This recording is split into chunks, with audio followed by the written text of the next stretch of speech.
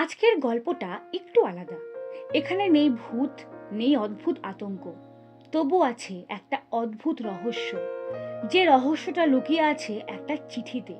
হ্যাঁ, ঠিকই শুনলে, একটা ছোট্ট, পাতলা, সাধারণ চিঠি। কিন্তু সেই চিঠির ভেতর লুকিয়ে আছে ক্ষমতা, রাজনীতি আর অপমানের ছায়া। এই গল্পের নাম দ্য পারলয়েন লেটার বা চুরি হওয়া চিঠি। এই গল্পটি লিখেছেন রহস্য আর মনস্তত্ত্বের একেবারে জাদুকর এডগার অ্যালান পো। 1809 সালে তার জন্ম।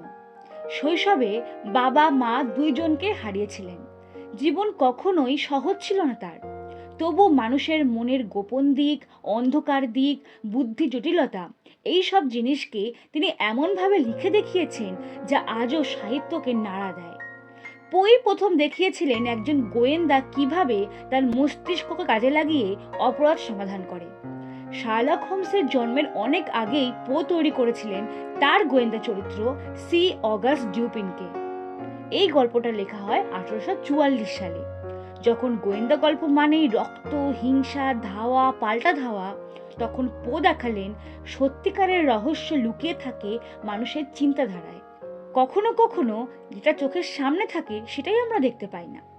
এই গল্পে কোনো খুন নেই, কোনো লুকানো ধন নেই, শুধু একটা চিঠি। আর সেই চিঠি কোথায় আছে সেটাই পুরো গল্পের রহস্য। তো বেশি দেরি না করে চলো গল্প শুরু করা যাক।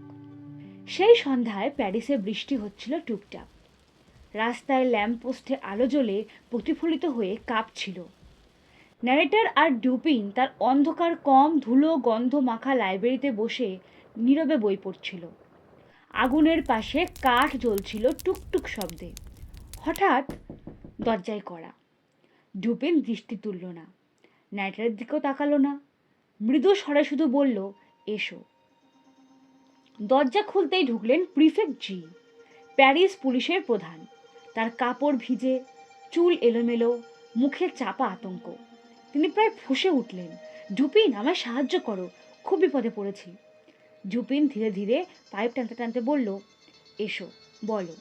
প্রিফেক্ট চেয়ার টেনে বসলেন, হাত কাঁপছে, তার কণ্ঠ দম বন্ধ হওয়ার মতো। একটা চিঠি চুরি হয়েছে ডুপিন, রানীর ঘর থেকে। এমন এক চিঠি যা ভুল হাতে গেলে দেশের মাথায় আগুন জ্বলে যাবে। ঘরটা যেন ঠান্ডা হয়ে গেল। কে নিয়েছে? ডুপিন জিজ্ঞেস করলো। প্রিফেক্ট ধীরে বলল, মিনিস্টার ডি। এই নাম শুনে ডুপিনের মুখে ক্ষীণ হাসি ফুটল, না আনন্দের, না অবজ্ঞার, যেন তিনি আগেই সবটা জানেন। প্রিফেক্ট আবার বললেন, রানী চিঠিটা হাতে ধরেছিলেন ঠিক সেই সময় মিনিস্টার ঢোকে। রানী সেটা লুকানোর সুযোগ পাচ্ছিলেন না। মিনিস্টার সবটা বুঝতে পারেন। তিনি খুব ঠান্ডা মাথায় নিজের পকেট থেকে আর একটা চিঠি বার করে টেবিলে রাখলেন আর আসল চিঠিটা তুলে নিলেন, যেন কিছুই হয়নি। রানী সব দেখেও চুপ ছিলেন, কারণ রাজাও তখন সেখানে উপস্থিত। চিঠিটা তখন মিনিস্টারের হাতে, আর তিনি এখন রানীকে ব্ল্যাকমেল করছেন। প্রিফেক্ট আবার বলল মরিয়া কণ্ঠে, আমরা মিনিস্টারের ঘর খুঁজেছি, ফ্লোর, ছাদ, গদি, কাঠের প্যানেল, বইয়ের পাতা, যেখানে মানুষ লুকাতে পারে, যেখানে মানুষ লুকানোর কথা ভাবতেও পারে না, সেই সব জায়গা, কিছুই নেই। ডুপিন এই পুরো সময়ে একটা কথাও বলল না। ন্যারেটর বুঝল দ্যাট সাইলেন্স মিনস সামথিং। ডুপিনের নীরবতা কখনো অর্থহীন হয় না। প্রিফেক্ট পরের সপ্তাহে আবার এলো, হতাশ হয়ে বলল, এইবারেও কিছু পেলাম না। আমার মনে হয় মিনিস্টার চিঠিটা ধ্বংস করে ফেলেছে। ডুপিন তখন বলল, ডেস্ট্রয়েড? না, মিনিস্টার খুব চতুর, ও চিঠি ধ্বংস করবে না, ওটা তার অস্ত্র। প্রিফেক্ট কাপা গলায় বলল, তবে কোথায় রেখেছে? ডুপিন বলল, এমন জায়গায় যেখানে আপনারা খোঁজার কথা ভাবেনি না। আর এক সকালে প্রিফেক্ট ফিরে এলো, এইবার পুরস্কারের কাগজ হাতে নিয়ে। ডুপিন শান্তভাবে ধীরে ড্রয়ার খুলল। ভেতর থেকে একটা পাতলা ভাঁজ করা চিঠি বার করে প্রিফেক্টের দিকে বাড়িয়ে দিল। প্রিফেক্ট বলল, দিস ইজ দ্য লেটার। তার হাত কাঁপছিল উত্তেজনায়। সে ফিরে গেলে ন্যারেটর ডুপিনের দিকে তাকালো, তুমি এটা কোথায় পেলে? ডুপিন শান্তভাবে বলল, মিনিস্টারের ড্রয়িং রুমে, সবার চোখের সামনেই রাখা ছিল। ন্যারেটর অবাক হয়ে গেল।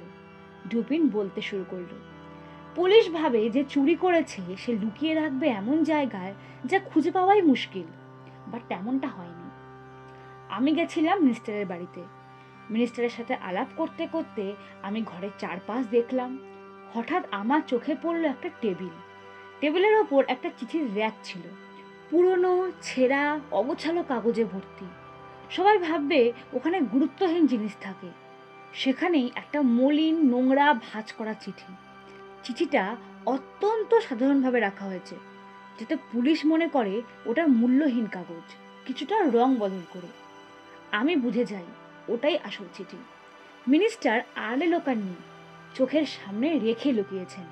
চিঠিটা ওদের নিলেই হতো না, তাই পরিকল্পনা করে সাথে নিয়ে যাওয়া সোনার স্ন্যাপ বক্সটা ফেলে আসি।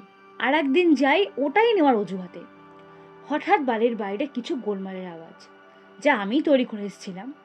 মিনিস্টার জানলা খুলে দেখতে গেলেই আমি সুযোগ বুঝে ভুয়ো নকল চিঠি রেখে আসলটা তুলে নিই।